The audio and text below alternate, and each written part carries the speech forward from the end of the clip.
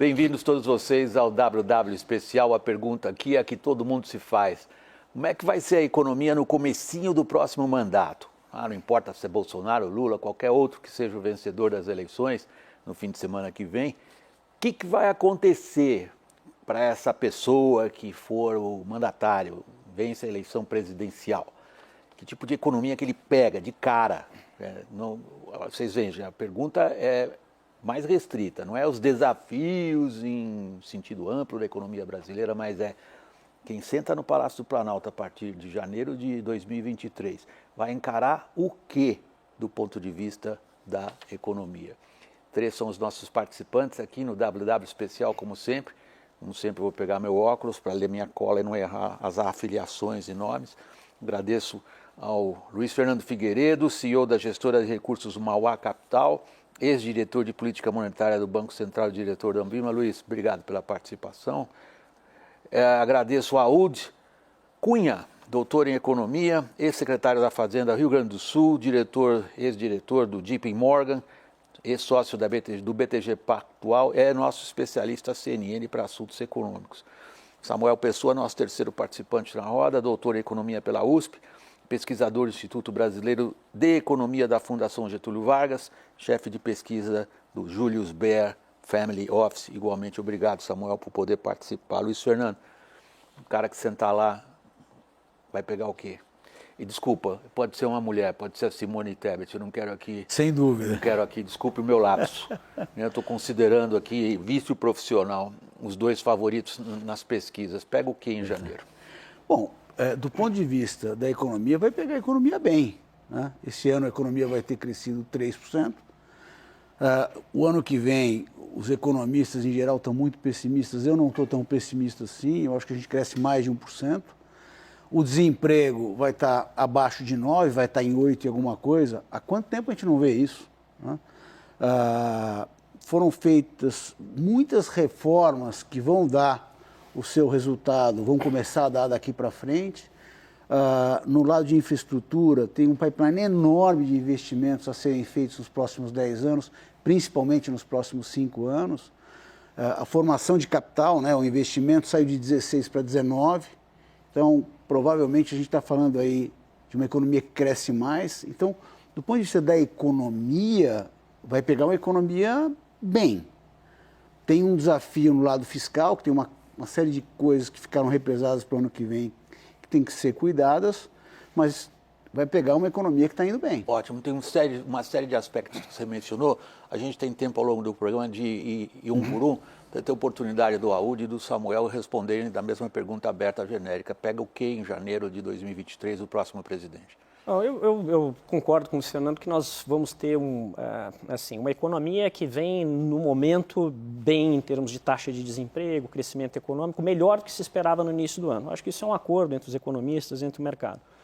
Por outro lado, tem um desafio global diferente do que os outros governantes nas eleições passadas pegaram no início de governo. Nós vamos ter uma economia em recessão, ou desaceleração forte ao menos, subida de taxa de juros. Nós não temos mais China crescendo nem a 12%, nem a 6%, como era nos últimos anos, mas 3%, talvez menos. Então, esse desafio do cenário global, com taxas de juros que vão continuar subindo, né? Nos Estados Unidos deve ficar aí mais próximas de 5%, não é trivial. Então, tem um cenário local relativamente melhor, em termos de taxa de desemprego, em termos de crescimento econômico, mas com um cenário global mais desafiador. E apesar de nós termos feito reformas nos últimos anos, é verdade, desde o governo Temer, eu acho que tem uma agenda pela frente que é importante e que vai necessitar do Congresso. Discussão sobre reforma tributária, o que vai fazer em relação ao teto de gastos. Então, tem bastante trabalho para o próximo presidente. Samuel Pessoa. Eu concordo, primeiro, com a situação, com o diagnóstico que a situação está bem melhor. Na verdade, se a gente olhar aquele ciclo de crescimento que houve entre 2003, 2004 e 2010, 2011, ele não foi só choque externo positivo. Houve um processo longo de ajustamento macroeconômico feito aqui dentro, entre 98 e 2003, 2004. Que é o que o Lula herdou no primeiro mandato. Que é o que o Lula herdou no primeiro mandato. E nós estamos, desde 2015, ou seja, primeiro ano do segundo mandato da presidente Dilma, fazendo também uma lição de casa parecida aos trancos e barrancos e com todas as dificuldades da sociedade brasileira, como nós fizemos entre 1998 e 2003, 2004. Ou seja, o país hoje, do ponto de vista macroeconômico, ele está muito melhor, mas muito melhor do que estava em 2014. Tá? E quais são as estatísticas que mostram isso? Superávit primário estrutural, exportações líquidas, rentabilidade do setor privado. Essas três estatísticas, elas estão hoje muito melhores do que elas estavam em 2014. O que significa que se a gente terminar o grande desafio que vem na área fiscal, que é a gente ainda tem um buraco no orçamento público da ordem de uns 200, 250 bilhões de reais, ou seja, o Congresso brasileiro, com a liderança de quem sentar naquela cadeira em 1º de janeiro, vai ter que se organizar e gerar um ganho de arrecadação ou uma redução de gastos e de gastos tributários que no horizonte de 3, 4 anos gere por ano um resultado de 200, 250 bilhões de reais, se nós conseguirmos essa façanha, a gente está pronto para um ciclo de crescimento maior, mais acelerado. Deixa eu colocar exatamente esse ponto, que vocês três ressaltaram vários desafios. Desafios trazidos por circunstâncias externas, como a Audi fez questão de ressaltar, desafios na parte fiscal e esse desafio seu, que é um desafio político, sobretudo. Da capacidade do agente político de entender as circunstâncias e se adaptar ou tentar modificá-las na medida do possível. Significa, onde há consenso entre vocês, que o janeiro de 2023 é um janeiro do ponto de vista da economia melhor do que o janeiro de 2022? Significa que o próximo incumbente no Palácio do Planalto, ele poderá ter uma atitude um pouco mais relaxada em relação às questões de gastos públicos, Fernando? A resposta é não. Ele vai pegar sim uma situação melhor, mas do ponto de vista fiscal tem uma série de desafios. Como o Samuel apontou muito bem... Mas só para exemplificar meu ponto, imediatos ou ele tem um tempo para respirar? Não, ele vai ter que criar um arcabouço novo que dê conta desses 200 bilhões de reais que ao longo do tempo tem que ser gerados ao ano. Uhum. Então, ele vai ter um tempo? Ele vai ter um tempo.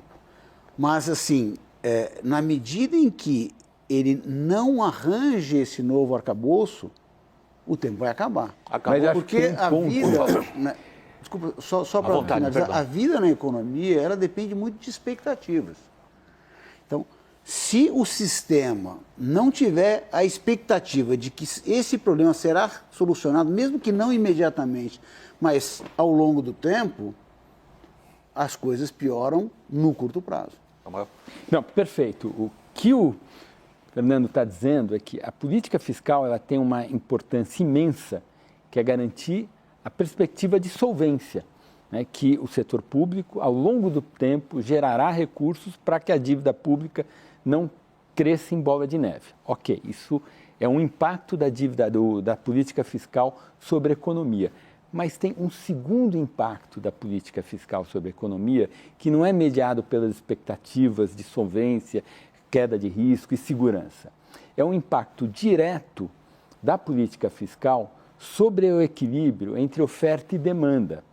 E aí acho que, desse ponto de vista, o cara que sentar, o incumbente, não terá tempo, pelo que o Fernando mesmo falou na primeira resposta dele. A gente está vivendo uma situação que a gente não esperaria que nós viveríamos, mas ocorreu. Uma série de motivos explicam e a gente pode até abordar. Mas o ponto é que a pessoa que sentar naquela cadeira enxergará uma economia a pleno emprego. Não só uma economia a pleno emprego, mas com inflação muito acima da meta. Não só a inflação corrente, mas expectativas de inflação 12 meses à frente acima da meta. E com taxa de juros muito altas, porque a gente vai ter que esfriar um pouco a economia para fazer com que a inflação volte para a meta. Ora, nessa circunstância em que a gente tem uma política monetária muito restritiva para trazer a inflação de volta para a meta, tem que haver uma coordenação entre a parte fiscal e a parte monetária. Ou seja, a política fiscal, no que diz respeito ao impacto direto sobre o equilíbrio de oferta e demanda, tem que ajudar o Banco Central a trazer a inflação para a meta. Você está descrevendo um dilema, que é o dilema entre uma política monetária contracionista, porque a inflação está rodando acima, e aí eu não sou economista, né? Tudo que eu sei, como leigo lendo a economia, é que pleno emprego significa aquecer a economia, significa uma inflação mais forte, portanto, uma política monetária para combater isso, desde que a gente acredite que a política monetária, alguns partidos não acreditam de jeito nenhum, tenho visto nos debates, desde que se acredite que a política monetária ajuda a combater a inflação via aumento da taxa Selic, o dilema é uma política monetária com o Banco Central independente, apertando, e uma sensação de que dá para gastar, ou seja, uma política fiscal expansionista. Esse é o dilema do começo? É um dilema, acho que não tem outra saída, o mundo todo está fazendo isso, né? O Brasil começou a fazer antes, subir taxa de juros, né, para controlar uma inflação que era muito alta. O mundo está vivendo uma inflação que não vivia há 40 anos, né, nessa intensidade. Mas eu acho que, voltando a esse ponto da coordenação de política monetária com fiscal, tem um aspecto que é muito importante, né? Se nós formos lembrar, por exemplo, o que significou o teto de gastos a partir de 2016, o Brasil vinha de vários anos com déficit primário, né? Gastando mais do que arrecadava, e foi uma forma que se achou de dar uma sinalização para o futuro, né? Para o mercado, para os investidores, para a economia, de que você não precisava fazer um ajuste muito abrupto naquele momento. Você não precisava voltar a ter superávit primário rápido, que significava cortar muito intensamente despesas, aumentar receitas. Você diz o seguinte, não, a partir de agora o gasto público vai crescer de acordo com a inflação, vai estar limitado de acordo com a inflação. De uma maneira simplificada foi isso. E os mercados reagiram bem aqui no Brasil. Claro que taxa de juros caiu também, porque estava caindo lá no mundo todo, ela estava mais baixa, mas isso ajudou muito a deixar a taxa de juros baixa por muito tempo, né? O Brasil não cresceu mais do que talvez nós gostaríamos que tivesse crescido, né? Mesmo depois da brutal recessão lá de 2015 e 2016, ele cresceu um pouco mais que 1% em 17, 1% em 18, 19, que é o meu outro ponto. Acho que a gente tem um problema no Brasil de capacidade de crescimento baixa, né? Nós temos um final de bônus demográfico, onde nós tínhamos muitas pessoas ingressando no mercado de trabalho, isso vai diminuir ao longo do tempo, e o Brasil tem que voltar para o seu velho desafio de aumentar a produtividade. E aí que entra esse tema de reformas. Então eu diria que o grande desafio no tempo do próximo governo é, primeiro, junto com o Congresso, colocar algo no lugar do teto de gastos, não vai ser mais o teto de gastos, mas dar alguma previsibilidade de como é que vão se comportar gastos, trajetória da dívida pública, não só para 2023, mas para os próximos anos, e a partir disso, ir enfrentando, continuar uma trajetória de reformas que nós começamos, mas que nós precisamos avançar em outras frentes. Nós precisamos melhorar a qualidade da educação, nós precisamos avançar na reforma tributária, para o país poder crescer mais. Se o país crescendo muito pouco, nós vamos continuar nesse dilema. O Brasil precisa crescer um pouco mais. Bem, mas o meu ponto, Aode, é mais singelo. Não há a menor dúvida que a gente tem um problema histórico, né? 4 décadas de baixo crescimento da produtividade, e isso está conosco, e a gente vai ter que se haver com isso, no próximo mandato, no seguinte e no seguinte. Eu falei uma coisa bem singela, que há uma expectativa de diversas forças políticas de que haverá espaço para uma expansão fiscal ano que vem. Ninguém esperava, depois de 3 anos andando meio de lado, depois da nossa grande recessão de 14 e 16, nós tivemos 3 anos de crescimento fraco. Por diversos motivos, podemos até tratar aqui depois. 17, 19, andamos de lado e o desemprego não caiu apreciavelmente. Veio a pancada da epidemia, o desemprego bombou. E aí, quando a gente saiu muito forte dessa epidemia, o que a gente está vendo é que mudou o cenário do mercado de trabalho. A população ocupada hoje é 7% acima da população ocupada prévia da epidemia. Se a gente olhar os Estados Unidos, que é um mercado de trabalho que está super bem, essa estatística é 1%. Ou seja, nós tivemos uma recuperação do mercado de trabalho apesar que surpreendeu. De estar 3,5% de desemprego, né? Apesar do nível de desemprego que está bem mais baixo. Porque já estava muito mais baixo na saída, né? Mas o ponto meu é só esse. Do ponto de vista do equilíbrio de oferta e demanda, não haverá espaço para expansão fiscal no ano que vem. Concordo. Então, só isso, porque a economia está precisando de emprego, o que eu posso fazer? Então, mas deixa eu colocar, então, um ingrediente assim, do que eu, pelo menos aqui, humildemente, acho que a gente vai enfrentar. Se for o atual incumbente, eu não acho que a política dele vai ser de alguma expansão fiscal relevante o ano que vem. Eu acho que ele vai tratar essa questão Mesmo tendo mais, que pagar o auxílio de R$800. Agora, se for o Lula, eu acho que está contratada uma expansão fiscal. Se ela vai vir acompanhada do aumento de arrecadação ou não, estamos aí, é uma dúvida. Mas assim, pelo menos na minha visão, do que está sendo dito, isso está contratado. O que quer dizer isso no final? Não quer dizer que ele vai explodir a situação fiscal, né? É possível que venha um arcabouço e fale, olha, vai ter uma expansão fiscal no início e depois a gente arruma a casa. É um pouco essa ideia, tem até aquele plano do Pércio Arida, que é um pouco até nessa direção. Mas isso quer dizer o seguinte, é que vai ter mais taxa de juros. Não há a menor dúvida. Entendeu? Ou seja, o mix é muito provável que com o Lula seja um mix pior, porque... E se a gente lembrar bem, mesmo no governo do Lula, ele expandiu para burro o crédito, enquanto o Banco Central estava tentando segurar a inflação.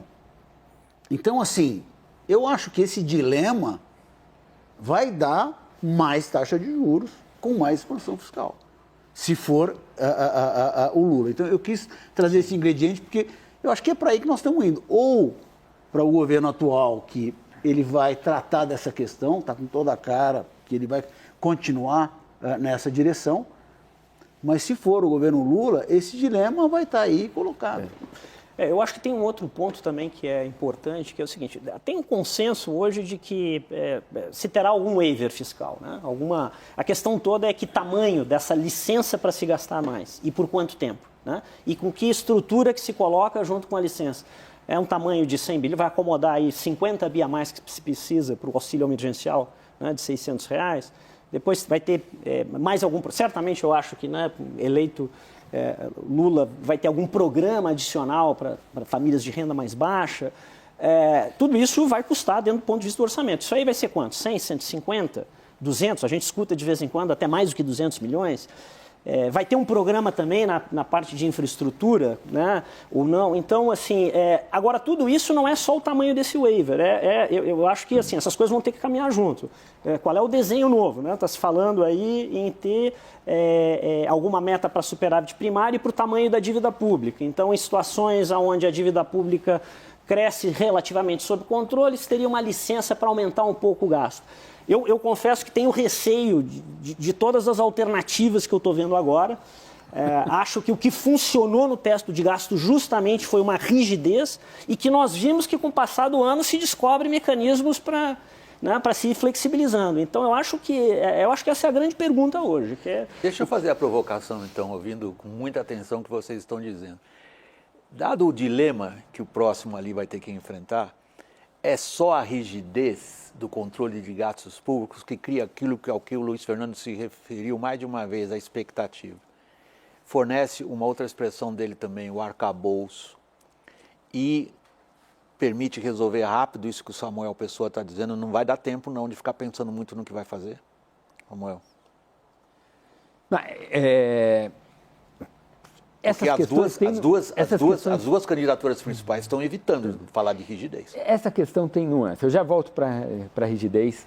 Deixa eu só reagir ao fala do Aodi, que foi bem interessante, porque quando a gente fala em waiver, pode ser 50 bi, pode ser 100 bi, pode ser 250. Ora, se for 50 bi para acomodar os R$200 a mais no Auxílio Brasil, que é a versão bolsonarista do programa Bolsa Família, dá para acomodar até com contração fiscal. Por quê? Porque houve muita expansão esse ano. Né? Então, dá para a gente acomodar, mesmo porque o gasto público no combate à pobreza foi triplicado no Brasil. O programa Bolsa Família, muito bem sucedido, ele gastava 0,5% do PIB. Aí o presidente Bolsonaro resolveu duplicar e foi para 1% do PIB. As pessoas que são especialistas da área dizem que com muita ineficiência, critérios de elegibilidade, valores de benefícios, tal, que gera para muito gasto um bem-estar que não é compatível. Então tem muito espaço para aumentar a eficiência. E agora querem colocar mais 0,5 ponto percentual do PIB. Não vejo nenhum problema a sociedade brasileira gastar e o governo, o Estado brasileiro, gastar 1,5% do PIB no combate à pobreza. Difícil imaginar gasto mais nobre do que esse. Evidentemente, a gente precisa aumentar a eficiência e, se for só isso, 50 bi, eu acho que é até compatível com uma leve contração fiscal que ajuda o Banco Central. Agora, a sua questão é o longo prazo. Será que dá para ter uma fórmula menos rígida que acomode as expectativas? Aumenta o imposto. Uma saída é... Estou fazendo esse irônico porque é a próxima pergunta. Mas termina, por favor. Eu acho o seguinte, quanto menos rígida for a fórmula, mais a gente vai ter que se fiar na qualidade das nossas instituições. Não é? Porque se você não tem uma coisa muito rígida, quem que vai dizer como que vai se flexibilizar? Como que você vai lidar com a discricionariedade? Né? Então, aí o governo precisaria ter outros mecanismos para garantir confiabilidade naquela fórmula. O que isso quer dizer? Eu vou fazer um superávit que é contracíclico. Aí você tem lá um superávit contracíclico, espaços para amortecimento. Bem, para calcular o superávit contracíclico, eu tenho que saber se a economia está pleno emprego, abaixo de pleno emprego, o estado da economia. Ora, a gente precisa ter uma instituição independente do executivo e do governo, com muita respeitabilidade, que vai decidir isso. O Chile, por exemplo, faz isso. Ele tem uma regra contracíclica, a Chile e a Colômbia agora têm, com muito sucesso. E essa regra contracíclica, ela inclusive reduz a volatilidade do câmbio, tem um monte de resultados positivos, mas você tem que ter uma institucionalidade ainda de mais alto nível para sustentar uma regra menos simples, mais complexa e que, portanto, pode sim ter um grau muito maior de discricionariedade e de interferência política. Parece mais fácil, tem sido mais fácil no Brasil resolver esses dilemas de política fiscal tacando imposto. É o que vai acontecer? Sim. Eu acho muito difícil... Só para o background do meu raciocínio. Quer dizer, isso que você está levantando supõe um esforço político articulado e coordenado e, digamos, praticamente a criação de uma institucionalidade, o que significa, sem o Congresso, nada disso do que você falou nem começa a andar. Exatamente. E a nossa situação política, em termos de sistema de governo, tornou-se mais difícil, não mais fácil. Nós temos um parlamento hoje com muito mais prerrogativas, particularmente em relação a questões orçamentárias. E uma escassa, até aqui, pelo que se pode ver, escassa capacidade de controle central dessa grande massa que a gente apelidou de Centrão, Luiz Fernando. Vamos lá. Eu acho muito difícil a gente escapar de um aumento de carga tributária. A própria reforma tributária, que aparentemente, pelo menos uma parte dela, a parte mais de simplificação, está bem madura, mas nessa carona da reforma tributária, eu duvido que não venha aumento de arrecadação, principalmente do que chamam da camada de cima, né? Impostos sobre dividendos, uma série de anomalias e problemas que temos na tributação hoje, mas que no final você faz um gancho para aumentar a arrecadação. Então, eu acho que isso vai acontecer de qualquer forma. O que poderia acontecer é você aumentar a arrecadação e buscar os 200 bi do Samuel. É o que eu imaginei. Não me parece que esse vai imaginei. ser o caso. Para mim, o que parece mais eu vou aumentar a carga tributária para acomodar os muito mais do que 50 bi aqui do Arrude, para acomodar mais gasto. E o problema dos 200 bi eu vou resolver ao longo do tempo. Está muito mais com essa cara, vamos dizer, num governo Lula, do que o contrário se fosse num governo Bolsonaro. Eu acho que a gente continuaria nessa trilha aí de ir buscar os 200 bilhões. Né? Então, assim... Ou seja, o que a gente está dizendo aqui, né, o que o Luiz Fernando está dizendo é que nessa dimensão a gente vai voltar a ser parecido com os 8 anos do presidente Lula, que foi um gasto público que crescia muito mais rapidamente do que o PIB, e para acomodar um gasto público que crescia muito mais rapidamente do que o PIB, as taxas de juros eram muito altas e o Brasil era meio o paraíso da renda fixa, né? Nós vamos voltar a ser o paraíso da renda fixa, é isso que o Luiz Fernando está dizendo. O que eu acho que provavelmente não vai dar é para ser naquele nível. Porque né? a dívida já está grande. Se está com a dívida grande demais, e hoje realmente é difícil qualquer um dizer que dá para aumentar muito o gasto sem aumentar a receita. Ou seja, dá para aumentar muito o buraco, porque a dívida já está grande demais. Eu acho que o ingrediente interessante novo é que realmente esse novo Congresso, muito mais forte, porque vamos lembrar que o primeiro governo Lula, ele tinha uma força com relação ao Congresso completamente diferente do que qualquer presidente, ou o Bolsonaro, ou o Lula vão pegar agora. Né? Se for a esquerda, então, com o Lula, eles vão ter 150, 140 deputados só. Precisa ter o quê? 250? Para começar os trabalhos e ter alguma base no Congresso? Então, assim, é uma negociação muito mais difícil. Só um breve parênteses e você prossegue o seu raciocínio, porque eu não posso perder a piada. Opa. Nossos analistas de política hoje dizem que o número mágico não é mais os 300 e tanto para aprovar via PEC o que um governo acha que sejam medidas que ele queira aprovar. O número mágico é 171, nada a ver com piada de Código Penal. 171 é o número na Câmara para não ser empichado. Isso dá a dimensão de como que essa relação de força se alterou ao longo desses 20 anos. Quer dizer, hoje a maioria necessária não é mais no presente estado da política. De repente isso muda, do jeito que está hoje. A maioria necessária não é mais aquela para mudar a Constituição e aprovar medidas que o governo considere necessárias, mas a maioria desejada é a de 171 para escapar do presidente da Câmara puxar da gaveta um pedido de impeachment. Termina seu raciocínio. Eu acho que nessa linha tem um componente, a gente tem muitas vezes uma crítica muito grande ao Congresso, que eu não estou dizendo que está errada não, ela está certa, mas por outro lado, se a gente for olhar, o nosso Congresso, do ponto de vista de sustentabilidade fiscal, tem sido um bom Congresso. Né? Eu acho que um rompante de um desvario fiscal muito grande, o Congresso não vai topar. Então, eu acho assim, uma coisa que, pelo menos a mim, me dá uma certa tranquilidade com relação ao nosso futuro, é que existe uma noção clara dentro do Congresso, e qualquer governo vai ter que lidar com um Congresso muito forte, eu diria muito mais forte do que o próprio governo, eventualmente,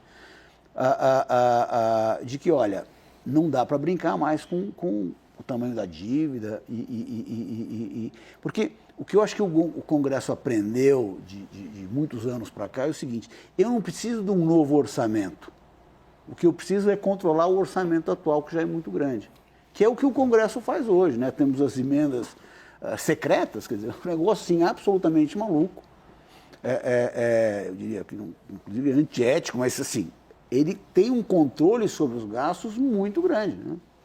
Em que sentido você considera que esse controle que o Congresso tem direto em cima da alocação de recursos via orçamento público dificulta ou atrapalha já em janeiro? Aí, desculpe, vocês têm um raciocínio que eu gosto muito, que vocês vão do abrangente para o local, depois do local para o abrangente, mas eu estou puxando você um pouco para a questão mais focada. Eu acho que todo governo com o Congresso ele precisa achar uma relação assim, né, de estabilidade para aprovar suas prioridades, reformas, leis, e o Congresso tenta fazer a sua parte, os deputados, né, pela razão que foram eleitos, de justificar nas suas bases a alocação de recursos, políticas públicas. Então, o que nós tivemos aí nessa discussão imensa que se teve do orçamento secreto agora, tem esses sinais que eventualmente o STF pode tomar uma decisão contra terminar com o orçamento secreto. Então é mais um ingrediente que eu acho que vai ter que ter uma combinação aí de governo com o Congresso para ver qual é que vai ser o modelo, né? No fundo, a gente está falando sobre o orçamento público, né? Como é que esse orçamento público é construído e é executado e é onde sai dinheiro de grande parte da população para atendimento de saúde, educação, segurança. Eu tenho, aproveitando esse gancho, assim, um desconforto há muito tempo aqui no Brasil, e a gente espero que isso evolua. Nós sempre estamos discutindo o tamanho do gasto e a necessidade da carga tributária para financiá-lo, né? Nós estamos aí com uma carga tributária de 33%. Que a gente acabou de falar. 33%, 34%, se a gente for olhar para o tamanho de renda média do Brasil, é uma carga alta, né? É uma carga alta mesmo, olhando para a América Latina. E nós estamos falando de, muito provavelmente, eu também estou concordando que acho que nós, inevitavelmente, no próximo ano, vamos ter algum aumento de carga tributária, né, para financiar mais gastos. Mas essa é uma rota onde a gente tem muito pouca discussão ainda no Brasil sobre qualidade e eficiência do gasto público, né? Você estava falando sobre pobreza. Pobreza é um caso clássico, é um dinheiro bem investido. Bolsa Família lá atrás foi um programa bem focalizado, com ajuda do Banco Mundial. Mas quando você olha, mesmo para a pobreza, você olha, por exemplo, assim, o número, pega um dado, a última vez que eu vi, ainda de 2019, antes da pandemia, a gente pega aquele corte de limite de renda para a pobreza do Banco Mundial de R$ 450, né, de paridade de poder de compra, que é um limite superior. Se a gente pega a faixa acima de 60 anos do Brasil, nós temos 7% de pobres, ou seja, pessoas com renda abaixo disso. Agora, se a gente pega crianças até 14 anos, nós temos 42%. Assim, Eu acho que é o número dinheiro mais absolutamente cruel. mal investido. É o número mais cruel da porque a nossa gente economia. espera, né, ter um desenvolvimento humano relativamente pior, né, onde o Estado depois tem que entrar, tem que botar mais... Eu estou dando exemplo do tema de pobreza nessa área, mas é no geral. O Samuel tinha falado do Chile, que tem um bom mecanismo, né, de ajuste de ciclos fiscais, mas também tem avaliação de gasto público. O Chile há muito tempo conseguiu fazer com o Banco Mundial. E a carga tributária é 22% do PIB, não 34%. Mas não sai dessa armadilha Eu vou propor a vocês essa questão, essa questão social. Aliás, usando uma expressão que o Samuel usou, acho que num dos artigos dele, que eu acompanho o que vocês publicam e como vocês ainda têm no debate público, que é a quebra do consenso social. Nós tentamos fazer um estado de bem-estar social no Brasil, quebramos tentando fazer isso e precisamos de um novo consenso, se a gente quiser resolver, mesmo imediatamente os problemas da economia, mas para não interromper, você retoma logo depois do intervalo, Samuel. A gente vai para o break, volta daqui um instantinho. Até já.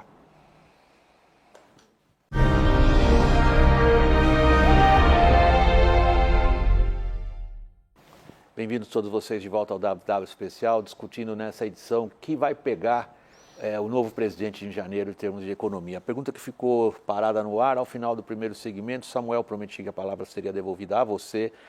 Houve uma quebra de consenso social, nós tentamos fazer um estado de bem-estar social, falhamos nessa empreitada como sociedade. É necessário um novo? Exatamente. A crise de 2014, 2016, ela teve uma dimensão que foi o esgotamento desse contrato social da redemocratização. O que é isso? A gente lá na Constituição de 89, a gente resolveu construir no Brasil um estado de bem-estar padrão europeu continental, uma versão tropicalizada disso. Por conta disso, a gente aumentou a carga tributária enormemente, universalizamos programas de aposentadoria, contributivo, não contributivo, urbano, rural, criamos programas para seguro-desemprego, programas contra a pobreza, fizemos lá um pacote que gerou um aumento de gasto público imenso e com aumento de carga tributária. Ora, durante 10 anos a gente não percebeu os desequilíbrios implícitos nesse contrato de trabalho. Qual é o desequilíbrio implícito nesse contrato social, não de trabalho? Era a necessidade do gasto crescer acima do PIB o tempo todo. Essa é uma impossibilidade aritmética. Se o gasto cresce acima do PIB o tempo todo, uma hora o gasto é o PIB todo, não pode. Então a gente tinha essa inconsistência ficou escondida porque o boom de commodities afetou muito a receita, então a receita também crescia mais do que o PIB. Quando passou o boom de commodities, essas inconsistências foram explicitadas e um dos elementos importantes dessa nossa grande crise, que é a maior crise da nossa história, é essa quebra, essa incapacidade da gente manter essa roda girando no nosso contrato social. E aí eu concordo integralmente com a ODE. A ODE está dizendo, gente, a gente tem que mudar a lógica, não pode ser só aumentando carga tributária. A gente já aumentou a carga tributária. A agenda tem que ser aumento da eficiência. Eu acho, e acho que todo mundo concordou aqui, é que a volta do presidente Lula é a sociedade meio que dizendo, eu quero mais uma rodada de aumento de carga tributária. Eu quero reconstruir... Só pelo dever jornalístico, a eventual volta do presidente. A eventual volta do presidente Lula, que está em primeiro lugar nas pesquisas e tal, se isso ocorrer, o sinal é que a gente quer lidar com esse problema sem avançar na agenda de aumento da eficiência, porque para a gente avançar na agenda de aumento da eficiência, tem que enfrentar as corporações de servidores públicos. E a gente não tem tido muito gosto de tocar essa agenda. Não, ao contrário, nenhum. Nenhum. Então, esse é o dilema. Você passou por uma experiência dessa no Rio Grande do Sul, não foi? Sim. Fui secretário da Fazenda no governo da Ieda Cruz, 2007 a 2009, né? E era uma agenda de ajuste fiscal. Mas eu acho que esse tema que o Samuel está tocando agora é justamente, a gente precisa olhar mais para o gasto público, para a qualidade do gasto público, porque senão essa trajetória não tem fim. Né? Enquanto a gente não conseguir mostrar para a sociedade, né, que você precisa gastar bem e que só colocar mais dinheiro não vai melhorar a qualidade da educação, não vai melhorar a qualidade da saúde, sempre vai se querer mais e a saída é aumentar a carga tributária, que prejudica o crescimento econômico e que inviabiliza, né, você conseguir alocar mais recursos. Agora, nós temos uma grande dificuldade, eu acho que vem por ter essa urgência de avaliação de programas, de políticas públicas, tem o tema de ter uma gestão pública mais moderna. Nós precisamos, em algum momento, ter coragem de fazer uma reforma administrativa que não é só para economizar recursos, para tornar um serviço público mais moderno, como nós temos vários exemplos na Europa, né, mesmo nos Estados Unidos, Canadá, Inglaterra, vários países fizeram reformas dessas. E aqui é um negócio que parece que ninguém quer mexer muito, né? E de vários lados, eu não diria que é só, né, da esquerda, um pouco da direita, no Congresso, sempre que o tema vai avançar isso, tem enormes resistências de diferentes corporações públicas. Então esse tema de melhor qualidade do gasto público, para mim ele está associado também a um modelo de gestão pública, de setor público diferente no Brasil. Luiz Fernando. A gente está, o país está escapando dessa discussão, né, que é o tamanho do Estado, que cresceu sem parar, há talvez umas 2 décadas. Né? Quer dizer, todo o ajuste que o Brasil fez ao longo do tempo, e o Brasil melhorou bastante ao longo do tempo, não dá para dizer que não, foi em cima do setor privado, foi em cima de nós, pobres cidadãos, pagando mais a conta. Né? E o Brasil, sei lá, se não é o país que mais paga dos emergentes carga tributária, é dos que mais paga. Né? Então, é inescapável, mas não parece estar na agenda agora uma reforma decente do setor público, que realmente não quer dizer uma redução drástica do setor público, e sim gerar mais eficiência, arrumar uns incentivos do setor público, porque o setor público, os incentivos é não fazer nada. Então, no final, é você colocar dinheiro bom em coisa ruim. Né? Porque do outro lado não sai uma coisa boa. Às vezes você gasta muito, como na Europa, por exemplo, em vários lugares, você gasta muito, mas você, do outro lado, você recebe muito também. Aqui você gasta muito e recebe pouco. Quer dizer, a gente olhar na educação, o Brasil é um dos países que mais gasta em educação. Olha a educação que a gente tem. Como proporção do PIB, sim, é fato. Então, mas assim, infelizmente não parece que essa agenda vai chegar. Talvez a agenda tributária, que vai melhorar a eficiência da economia, esteja mais madura, mas dessa do setor público ainda está por vir mais para frente. Se a gente descer o nosso foco um pouquinho dessa, digamos, desse horizonte bem mais amplo, que foi o horizonte de um outro contrato social, um outro tipo de forma da sociedade brasileira se organizar para explorar o seu espaço econômico, a gente descer um plano abaixo. A gente viu como agentes econômicos souberam se organizar e souberam tornar essa organização particularmente bem sucedida em termos de objetivo político, quando, por exemplo, fatores essenciais para boa, digamos, para os bons negócios em meio ambiente e agronegócio foram transformados em demissão de ministros do governo que está terminando agora. Isso foi claramente um impulso coordenado entre agentes econômicos que disseram, espera aí, isso daí não vai funcionar para nós e se vocês continuarem nisso, nós não estamos juntos. E obtiveram ganho político nisso. Em termos dessas agendas mais imediatas, vocês enxergam os agentes econômicos? Se enxergam. Que tipo de foco?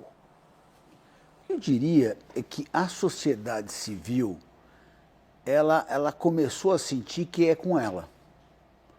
Então, por exemplo, esses manifestos e várias das coisas que a sociedade civil tem produzido hoje, que inclusive às vezes desembocam com a saída de um ministro que está fazendo um mau trabalho e tal, é porque a sociedade civil no Brasil começou a ver que o negócio é com ela. Então, assim, eu acho que sem dúvida a sociedade civil vai empurrar para que exageros como a gente teve. Vou dar um outro exemplo, situações de corrupção, como a gente teve lá atrás, embora o Brasil ainda seja o país da impunidade, A transparência hoje, a sociedade está tão mais em cima que é muito mais difícil de ser feito como foi feito naquela época, né? Até conversando um pouco antes aqui entre nós aqui, o Samuel comentando que o negócio da Petrobras passou, que foi um negócio gigantesco, passou à margem de muitos analistas naquela época. Hoje não passaria. Então, para mim a resposta é sim, a sociedade civil está muito mais atenta a exageros em várias das áreas, principalmente nas áreas relacionadas a meio ambiente e a coisas que são mais relacionadas ao lado social. Aúde e Samuel, para a gente encerrar o programa. Eu acredito também, pegando esse gancho, que nós temos hoje uma sociedade que é mais vigilante, que acompanha mais o governo e eu diria até mais interessada em política, né? Eu estou em diferentes segmentos, em conselhos assim, de empresas de diferentes setores, mesmo o meio empresarial mais atento. O que talvez falte eu acho que nós já avançamos, né? Mas é continuar num caminho de amadurecimento, de reformas, de ações mais importantes nesses temas que fazem o país crescer mais, né? Qualidade de educação, uma boa reforma tributária, olhar com mais atenção a eficiência, a qualidade do gasto público, porque senão a gente sempre vai estar discutindo o ajuste emergencial do próximo governo, do próximo ano, e quando a gente olha para trás, o Brasil continua crescendo menos que outros países. A gente precisa conseguir botar essa mobilização da sociedade, classe política e governo, para achar aí 3, 4 vertentes de ações, de reformas realmente importantes que possam fazer com que o país cresça mais. Samuel, eu acho, William, o exemplo que a gente viu, né, de quedas de ministro estiveram muito associados a setores, às ações do setor público que sofre muita pressão internacional, né? Tanto o Ministério das Relações Internacionais quanto o Ministério do Meio Ambiente, né? São duas áreas que hoje, dado o peso do Brasil e toda a questão da agenda do baixo carbono, tal, tem uma pressão do resto do mundo sobre a gente, né? Eu tenho uma preocupação, eu costumo dizer que o Brasil é um país que casou com a mediocridade. A gente não cai no buraco, a gente não vira Venezuela, a gente não vira Argentina. Quando está caindo no buraco, a gente vai lá, arruma. E a gente viu, nós arrumamos muito o fiscal, eu acho que a gente vai terminar de arrumar o fiscal.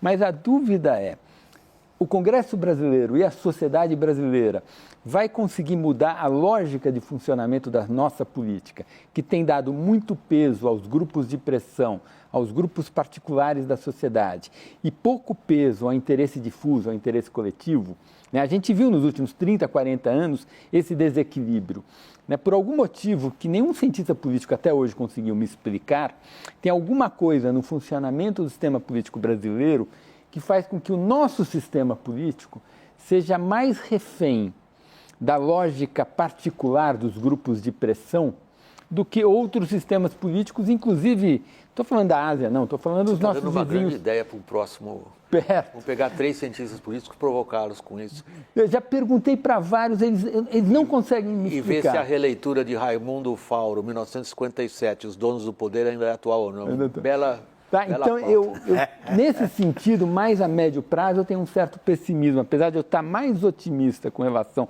à arrumação de casa que nós fizemos e a perspectiva para os próximos anos, não sei se nós amadurecemos a ponto de dizer que nós não somos mais o país que casou com a mediocridade. Aguardem. Nós vamos fazer esse programa. Promessa. Esse sou obrigado a terminar por causa do tempo, vamos ser malhados de novo, porque o programa terminou antes que te vi e tal. Mas eu queria agradecer a participação aqui do Luiz Fernando Figueiredo, CEO da Gestora de Recursos Mauá. Obrigado, Luiz Fernando. Quero agradecer ao Aúde Cunha, especialista CNN, né, já nos ajuda aí no jornalismo dia a dia, doutor em Economia, ex-secretário da Fazenda lá do Rio Grande do Sul, e ao Samuel Pessoa. Ele é o chefe de pesquisa do Julius Baer Family Office. Obrigado a vocês 3. Obrigado particularmente a você que nos acompanha. Até a próxima.